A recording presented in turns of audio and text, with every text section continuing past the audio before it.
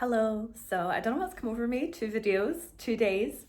I think spring really is here, and I've been rejuvenated from my travels, and my explorations recently have definitely found this place of like rejuvenation, regeneration within me.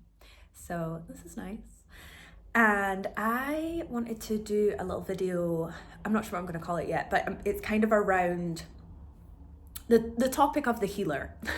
And I was on a call with another kind of healery lady, and she was saying how she'd noticed like it feels like healers are getting a lot of slack at the moment. It feels like healers are, there's a lot of stuff out there really like criticizing the profession a lot, and I kind of want to cover this from a number of different angles because I think it's really, really, really interesting, and I can kind of see from these different perspectives, and just want to offer some of kind of what I'm feeling around this whole thing. And so I think the thing around like, because I've seen, it was funny, once she pointed it out to me, then I started to see it even more. And so there's like a lot of these accounts on sort of Instagram and stuff that are kind of like mocking healers and people that speak light language and all of that kind of stuff. And I think there's something to be said for the sacred clown archetype. I think that archetype has such great power, and we all know like the power of laughter and the power of laughter to be a force of release and to be able to look at things from a different perspective. And when maybe you're taking something really, really seriously and then you sort of laugh about it, you realize it's part of the wider cosmic joke, and it's not something that I need to be like holding on to so tightly. And there's so much to be said for the medicine contained within laughter. Equally, the shadow of the clown archetype, because all archetypes have their light and their shadow.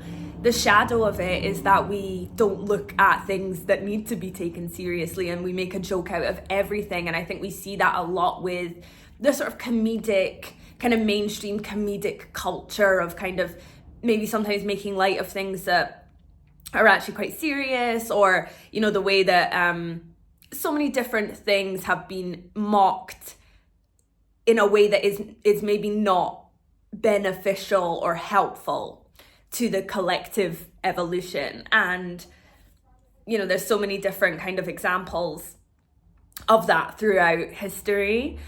And then also the sort of aspect of like the jester archetype, and how the jester is like the only one that can sort of criticize the king. And there's such power, there's such shadow and light within that form, within that kind of performance of the clown, of the jester. And I think that a lot of the people, it's interesting, a lot of the people that I see doing this kind of mockery, it feels like they are kind of mocking a former aspect of themselves, which I think is often the case when we're deeply, heavily critical of something. It's because that used to be us, and maybe we've not fully reconciled with that part of ourselves.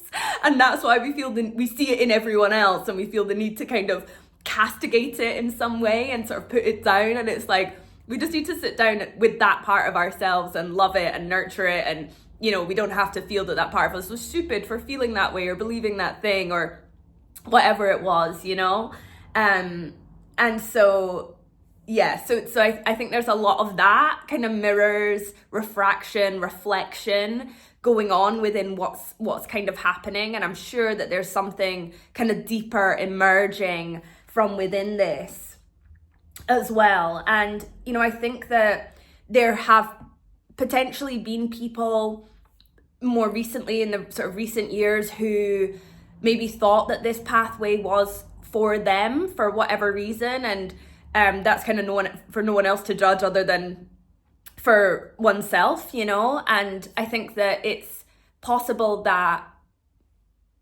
what I have kind of witnessed is that people can get sucked into this pathway because they think that maybe it's easy, or they think that it's something that you can just step into and you can just make a whole load of money from, and then you can just all of a sudden have a sort of internet presence and all of this kind of stuff, that they're not taking into account the deep like waters and the deep undercurrents that exist within this pathway, within the pathway of the healer, of the shaman, of the mystic, of the etc., right? And I think that also people probably have memories of past lives of doing things like this, and you know, you can feel this sort of pull towards this kind of you know, lifestyle, and maybe you're not necessarily ready to step into it. And you know, if we look at the sort of druidic lineages, what would happen is it would take, you would be studying for like 20 years before you ever laid hands or prescribed a herb, or you know, connected with God, with source, with spirit on behalf of somebody else. You know, it was something so taken so seriously, and so was seen as something so deeply sacred. And it's the same with many mystery school teachings, is you would be on that pathway of study for a long time. Now obviously nowadays those lineages that existed have collapsed for the most part, and what we're seeing is a lot of them being rebuilt. And so there aren't those same pathways for people to walk through that there once were. So, you know, I'm not going to necessarily go to a healer and be like, right, I expect you to have 20 years of study in a druidic mystery school, because those foundations don't exist in the same way that they were, and so, that they used to. And so we're very much relying on our intuition when we are aligning ourselves with different healers, with different professionals within this circuit. We have to use our discernment with who we go to, and are they in it for the right reasons? Are they in it because they think they can make a quick buck? Are they in it because they want fame and attention, you know? And this is why it was so important for healers, for priestesses, priests, etc., to go through intense pathways of purification of the body, of purification of the mind, of the soul, of the heart. Because if you didn't, you can easily become swayed. You can easily become swayed by the responsibility that you have within this position, by the power that you are granted when you are in this position. It is something so profoundly sacred when people feel safe with you. That is the utmost gift, when people feel safe with you, when they feel safe to share who they are with you, when they feel safe to share things that maybe they have never shared with other people. That is a gift, and it also has the capacity or the ability to grant you great power. And that is something that people, when you have not been through those roads of purification over and over and over, that you will find people who will take advantage of that, that you'll find people who think that they can manipulate that and, you know, turn it into something to lose the sacredness of it. And so that's something we have to be really careful with, as both as healers, be constantly checking ourselves, checking in with ourselves, checking with other healers. You know, if you are a healer, it's so important you have other people around you who are doing this work, whether they're overseas. You know, a lot of the healers I am in such deep levels of communion with are over in America from different courses and things that I've done, you know. So it's like, but we just have this soul connection, this deep past life connection. And, you know, if we come up with issues or problems or whatever it is, you know that you can go to these people who are safe, these people who are probably experiencing something similar or have maybe been through that. It's so important to have counsel. It's so important to have circle around you when you're in this work. If you do not have that, it's going to be very, very challenging to do this work effectively and to do it well. And, you know, there's a reason why they say, do not dabble. Do not dabble in magic. Do not dabble in spell work. Do not dabble in the craft until you are ready. And there is nothing wrong with saying that you are not ready. That is a gift. I received a shamanic call when I was 21, a very strong shamanic call. And I said, I'm not ready. I'm just out of prostitution. I'm just out of drug addiction. I'm not ready. you know, and I had to go through so many different layers and levels of myself before I was ready to step into this role, and to be able to do it well, to be able to do it safely, to be able to do it effectively. And forever I am on that path of continual learning, of continual stripping back and discerning my practice, you know. And thank God I didn't, you know, accept that pathway when it was presented to me at that time. And, you know, I think that, you know, it was important that it was presented to me at that time, because it was always that little thing in the back of my mind of like, maybe that's what I should be doing. But I had to go through all these different initiations and all these different stages and mistakes and tests in my life before I was ready to fully step into that path and go, okay, here I am, Spirit, take me. Because that's essentially what you are doing on this path. You are not so much initiated by other people. You are initiated by Spirit. You are called by Spirit. And I think that that's what a lot of people who step into this pathway and then are ejected out of it, often quite forcibly, is they have not been initiated by Spirit. They are trying to initiate themselves within this pathway when their soul is not ready for that. And that's, you know, probably part of their journey on this pathway. And, you know, in many ways, that's a beautiful thing. You know, it's not something to mock or to be judgmental of, you know. Let us not cast idle judgment on people and their paths and their journeys, because what we are dealing with, what we are living in, what we are an extension of is a divine intelligence that is so intricate, that is so intricately woven, that we do not want to say, you know, that person did something wrong there, and they are, you know, because we don't understand the path that they're being taken on. That mistake that they made back there might be the most important thing that they've ever done, because it's going to grant them such a wonderful, powerful lesson, maybe not even in this lifetime, but in 10 lifetimes to come. And their soul is going to remember that lesson that they had, and it will activate something, it will trigger something, and it might step them on this pathway to their brilliance, their excellence, their magnificence. Undoubtedly it will, you know. So I think it's important that when we are, you know, feeling like we want to judge or criticize or mock, that we kind of look at where that's coming from within us.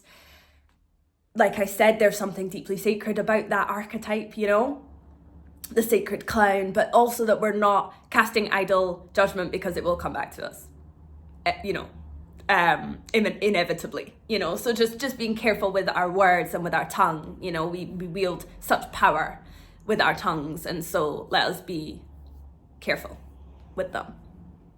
And so, yeah, with the whole kind of do not dabble aspect of things, it's so important within this work that you build up the subtle bodies, that you build up the energy bodies, that you make them, you are able to kind of expand them in a way that gives them great strength, because to be able to hold a lot of psychic energy, you know, your heart space has to be expanded. You have to have done a lot of work on your heart and a lot of clearing of your own emotional bodies, of your own mental bodies, because if you are, for example, tuning in to Spirit to receive messages for people, if you have not gone through these different purification processes and are continually going through these different purification processes, you will plug into the lower astral. You will not be plugging into higher realms. And so the information that you are receiving is going to be colored through your own trauma, colored through your own, you know, whatever kind of weaves and webs you are plugging into within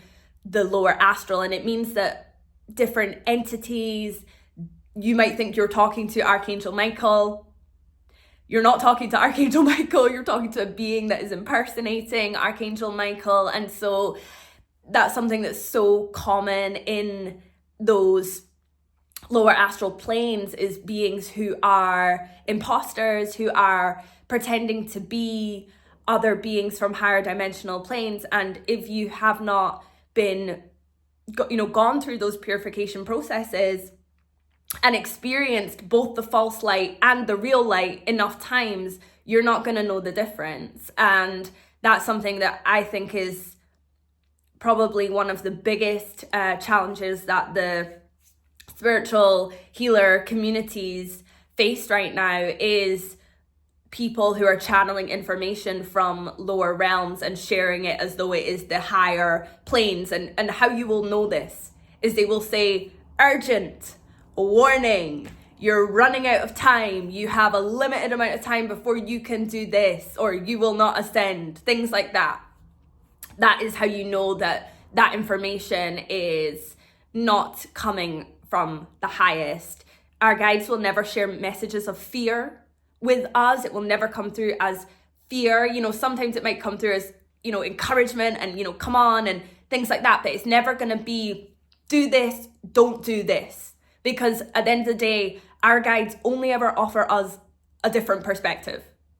That's what our guides do. And I think a lot of people that are looking for contact with their guides, they're doing it because they're looking for a master. They're looking for a governing body to tell them what to do. And that means that they still have deep wounding within their inner child, and their inner child is still looking to parentify everything. And so, again, that deep inner child work is super important before you step into a healer pathway, because you need to be able to trust your own internal governing system. And yes, that might mean receiving things from your guides, but ultimately it's you. And if you don't trust yourself, how are you going to trust the information that you're receiving for somebody else? How are you going to trust that you're able to offer counsel and guidance? Because that's essentially what we do as healers. Is we're not telling other people what to do with their lives, but everybody needs a little bit of guidance sometimes. That's life. Everyone needs guidance, or just another perspective that maybe reignites what you already knew inside of you. As healers, we are simply mirrors. We are reflectors. We are reflecting you back to you. That's on a very, very simple basis, that's what we're doing. And so, another kind of element to that is that when we are plugging into all of these higher realms, or plugging into, the lower astral, if we're not able to hold that energy within our subtle bodies, we can fry our circuitry. And I've seen this happen to people. I've had an experience myself, and I was, very kind of first stepping into this work, and not offering professionally, but very much opening up. And you can almost accelerate too fast. You can start holding far more, or trying to hold far more spiritual energy than what your capacity is actually reflective of. And one of the things one of my mentors said to our group a long time ago now was, take the time it takes to take less time.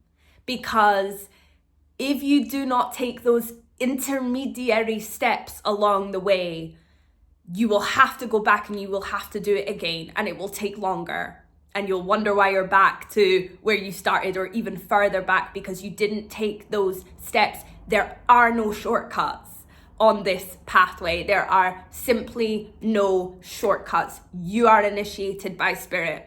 You cannot lie to God. So you can't skip. It's not like, taking a test in school where you can cheat. This isn't like that. If you do not have the skill, if you do not have the patience, and you are not taking the time, that will be reflected and mirrored back to you, and you will have to go back and do it again if you are truly serious about this pathway. And I think that's something, it's like, people who are considering entering into this work, it's like, if I told you now it would take you 20 years, if I told you now it would take you 15 or 10 years before you are able to truly start offering, would you still do it? Because if your answer is no, then maybe this isn't the right path, you know, because it takes such dedication, it takes such the death of yourself over and over and over again. It is not just like you step into the healer pathway, you start getting all your clients and now you just get to live a life of luxury. No, it is that you continually, you know, and I'm not saying abundance doesn't come or anything like that, or that you don't get to live a joyous and rich and fulfilling life. But what I'm saying is that with that will come continual death, rebirth, regeneration, because it has to. Everything is constantly in flux. We are constantly moving. The universe is constantly moving and changing and shifting. And so your work has to be reflective of that. The journey of your soul has to be reflective of that. So, just double checking my notes. Yeah, and I think that to say that you are not ready, to say that you need more time, to say that you don't know if this pathway is for you is a gift. And when you feel that impulse within you, honor it. Honor it. If it is true, everything that is true will come back, even if you reject it, okay? See, if I'd have rejected my next level of shamanic call, which arrived when I was just before I turned 27. If I had rejected it, it would have come back again. I don't know when it would have been, but it would have come back again because it's true, because it is so true. It's so true in my bones, you know, in my blood. So it's that thing of, don't be afraid to go, I'm not ready yet. Equally, don't be afraid to leap when you feel it's time. You know, that's also such an important part of this is, okay, I'm feeling the fear and I'm doing it anyway. You know, and only your discernment can tell you which one of those paths is right. But equally, you know, I had an experience recently that I'm not ready to talk about. But I was presented with an opportunity, and I was like, I'm not ready. I'm not ready to be transformed in that way. I need a little bit more time to just get my stuff together. You know, there's changes I want to make before I make this move, before I accept this invitation. And, you know, there was part of me that was like, oh, you know, but I feel like I'm taking a step back, or, you know, there's something not right here. But when I really sat with it, and I sat with a beautiful friend of mine who said to me, you know, honor that, what would it have been better to step through and to know that actually, fuck, I'm not ready here, you know, or to honor where you're at this point in your journey. You know, there's been so many times where I've felt the fear and I've done it anyway. And that's where that discernment comes in of like, okay, I know what that feels like when I'm just scared, but I need to do it anyway. And I know what it feels like when genuinely I'm not ready to pilot this ship. So I'm gonna just step back, and I know that opportunity will present itself again. We are not running out of time. Trust the wave that you are riding, you know, and everything that is meant to be in that regard will be. But we have to learn, and you know, that's where it's like that axiom of know thyself. Know thyself. And that is what we are continually being initiated into on this journey, is knowing ourselves deeper, knowing God deeper, knowing the reflection of everything that we experience is a reflection of us on some level. And so, you know, when we feel like we need to mock something or judge something, we are truly only doing that to ourselves and to maybe a part of ourselves that we're not paying enough attention to, or not granting enough grace and honor to. And so don't rush this journey. This journey is so immensely sacred. It is. Sometimes I think there are no words to describe how truly sacred life actually is, and how much of a gift it is for us to walk this this journey, you know, and I'm not talking about just the healer pathway, but just the journey of life together. It is truly the most greatest gift. So don't rush it. Trust your wave, trust the wave that you're riding. So thank you for listening. Thank you for receiving this information if you have stayed till the end, and I'm sending you so much love and so many blessings for your day.